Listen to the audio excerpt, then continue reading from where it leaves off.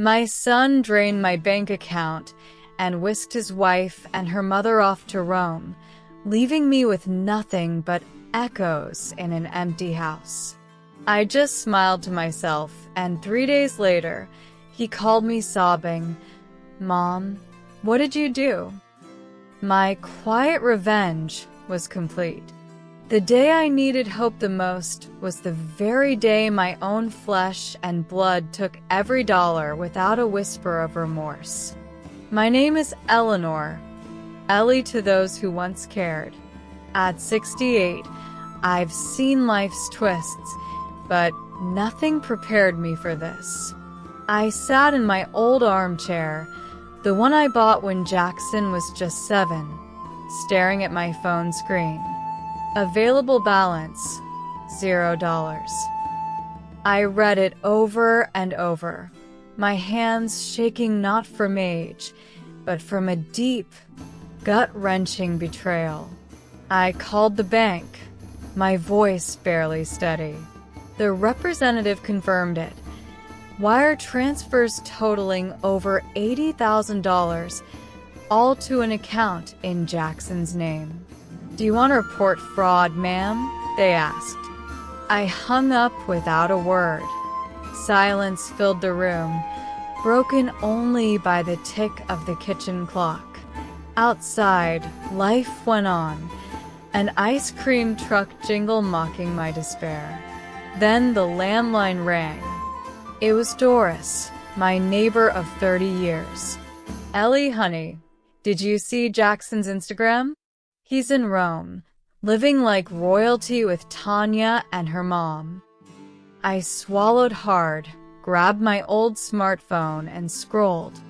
There he was, my only son, smiling with a wine glass, arms around Tanya and Rhonda. Caption: Rome.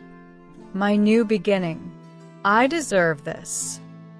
Tanya commented, "Good things come to those who wait. Thanks for everything," with a money emoji. I didn't cry. I didn't rage. Instead, a strange calm settled over me, like the eye of a storm.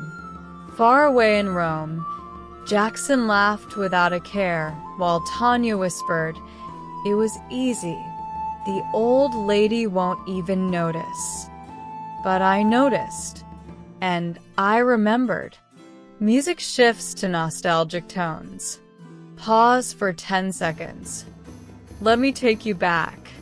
I raised Jackson alone after his father left us for a younger woman when he was 5. We had nothing, no fancy house, no vacations. I cleaned homes in the Hollywood Hills, scrubbing floors until my knees ached, saving every penny for him. When he turned 18, I sold my mother's engagement ring to pay for his high school tuition. "Mom, you're the best," he'd say then, hugging me tight.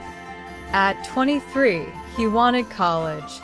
I gave him the family land my parents left me, a small plot worth just enough for his degree. He studied business, dreaming big. I worked double shifts, eating canned soup, so he could have textbooks. "One day, I'll pay you back, Mom," he promised. I believed him. Then came Tanya, beautiful, ambitious, but cold. Her mother, Rhonda, looked down on me from day one.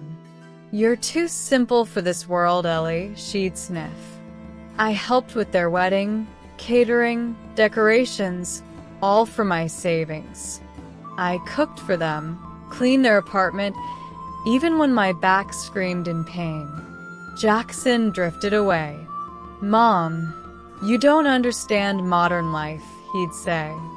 Visits became rare, calls even rarer.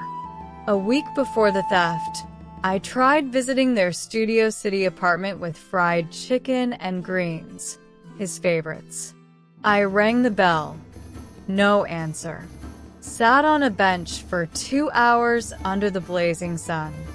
The doorman approached. "Sorry, ma'am. Instructions not to let you in unannounced. My heart cracked, but I walked home, the food growing cold in my hands. That night, Doris brought pie. "You've always been strong, Ellie. He'll come around." I sighed. Do children ever regret, Doris? When it's too late, they do. Music builds tension. Pause for 8 seconds. In Rome, Jackson savored pasta, oblivious. Tanya and Rhonda toasted. To new beginnings, without the baggage. Jackson hesitated but joined in. Back home, I pieced it together. He'd accessed my accounts. I'd given him the passwords years ago for emergencies. Emergency? A luxury trip while I worried about bills? The pain hit like waves. Nights I'd lie awake, replaying memories. Jackson's first steps, his graduation smile. Had I failed as a mother? Or had greed poisoned him? Tanya's influence was clear.